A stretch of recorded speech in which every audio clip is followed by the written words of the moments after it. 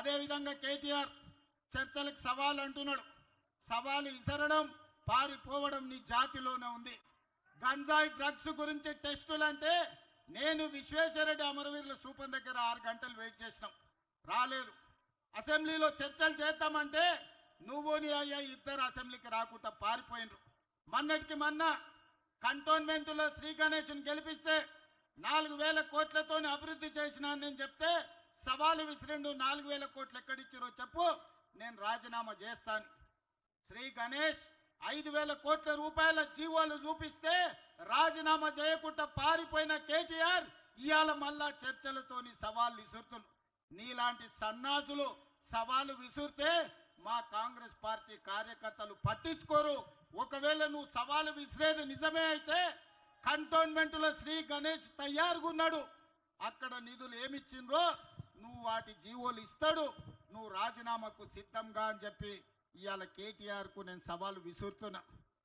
मित्रुलारा, हमारे मुसलमान भाई बहनों को आज मैं शुक्रिया अदा करना चाहता हूं, क्योंकि यहाँ के कारपोरेटर फराज हमारे साथी, हमारे मित्र कौसर भाई एमएलए बनकर ये नवीन यादव को जिताने के लिए बारिस्टर असद साहब, जिसका एमआईएम पार्टी का सदर साहब नवीन यादव ఇయాల రేవంత్ కథ ఎట్లున్నదో మీరు చూస్తలేరా? మంత్రులేది అనుకుంటున్నారు రోజు.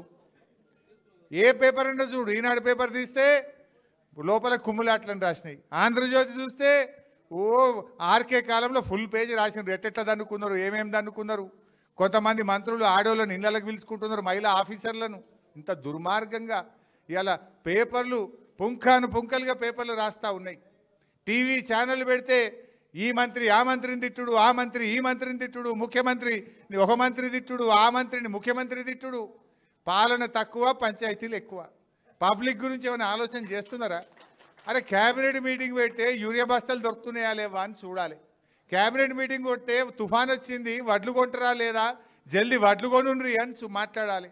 అరే పోయిన యాసంగి బోనస్ ఇవ్వలేదు, గా బోనస్ జల్దీ ఎట్లా ఇవ్వాలనో క్యాబినెట్లో మాట్లాడాలి. పిల్లలకు 2 లక్షల ఉద్యోగాలు ఇస్తామన్నాము, గా ఉద్యోగాలు ఎప్పుడు ఇస్తామో క్యాబినెట్లో మాట్లాడాలి.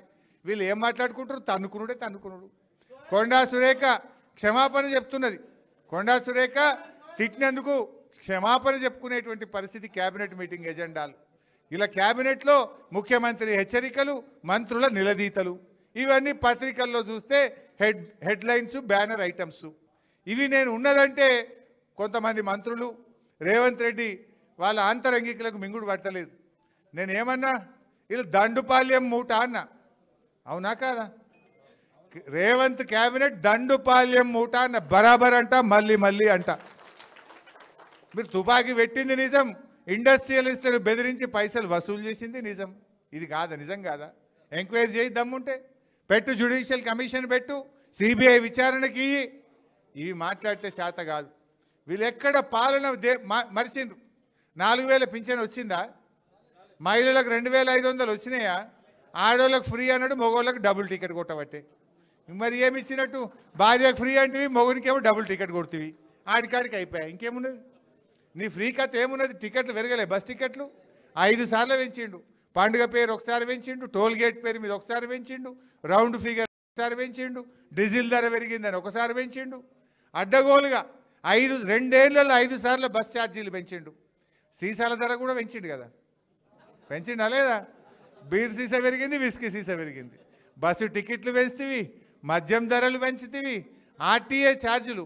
ఎవడన్నా మోటార్ సైకిల్ కొనుక్కుంటే 4,000 పెంచిండు. దానికి రిజిస్ట్రేషన్ ఫీజులు పేరు మీద ఒక మోటార్ సైకిల్ కొనుక్కుంటే 4-5 వేల రూపాయలు పెంచిండు. లైసెన్స్ తీసుకుంటే ఫీజు పెంచిండు.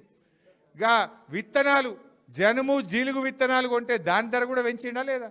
విత్తనాల ధర పెంచుతీవి, మద్యం ధర పెంచుతీవి, బస్సు టికెట్ల ధర పెంచుతీవి. నువ్వు పెంచింది ఏమున్నదా రేవంత్ రెడ్డి?